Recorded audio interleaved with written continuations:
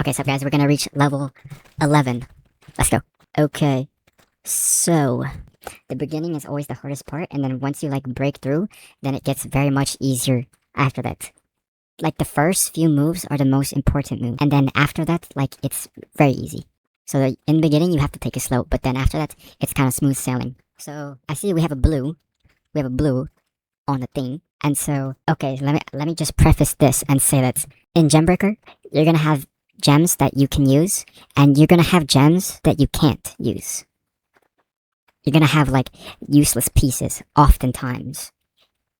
And I think this blue gem that we have right now is one of those examples. We can't really use this piece, really. I mean, yes, we can put the blue in that corner right there and clear up the blue, but that doesn't really do anything because we would actually need to clear this long chunk of green gems here. We can clear as much gems underneath as we want, but what really helps us get past this level and really infiltrate is hitting this long chunk of green gems here. Anyways, that's a concept that you need to get yourself familiar with, is useless pieces and pieces that you can use. So like useful pieces, useful pieces, and useless. So it's very important where you place the useless pieces. Anyways, sorry guys, I'm back. As rule of thumb. Anyways, okay, pause. At the red one. This red piece, it's a piece that we can actually use because there's a red that we can hit. So just, yeah, hit the red. So moves like that, that's pretty obvious. Like, it doesn't really require explanations or any really thinking to it at all. There are moves that you really have to think about it. And moves that you just Don't think. and you just Go based off your intuition. This is like one of those moves where it just speaks to you. So yeah, just... hit it like that. So, another thing that you have to learn is... You always should look at the gem that's coming up So next. if you take a look in the very bottom right corner of next to where it says total score on the bottom, and then just to the left of it, you can see the gem that's coming up next. So you always want to look out for that. So when you have the same color in a row, so in this case we have two greens in a row, what I like to do, place a gem off to the side like that. Now that we have that gem, we can combine the two. And it's actually kind of important you do this, because then you just have a useless gem just lying around, and you don't want that. You want the board to be like clear and very open.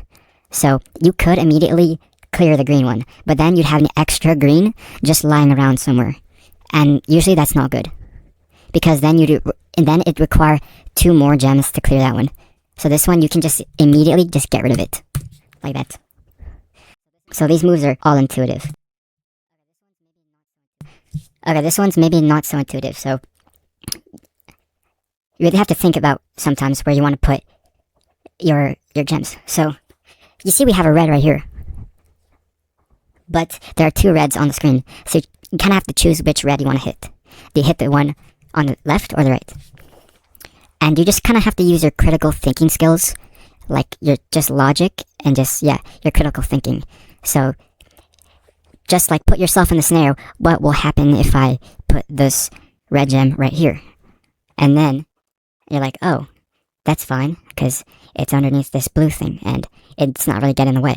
And then you ask yourself, oh, what happens if I put the red on this right gem right here?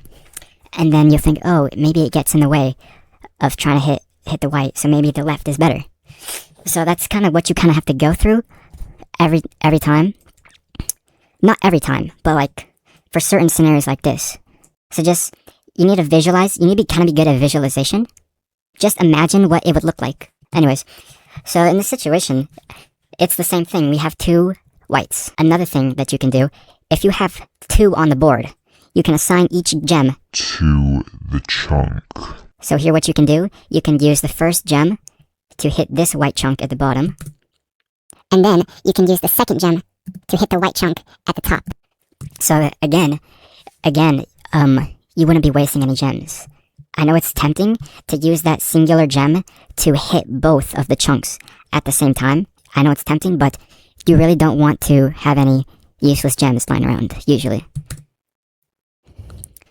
But I actually didn't see we had a third one coming up. I didn't see this one. I was kind of thinking too quickly. but it's a pretty easy save. This white gem would be A considered useless piece. because there are no white gems that we can readily. There are no white gems that are readily available that we can attach it to.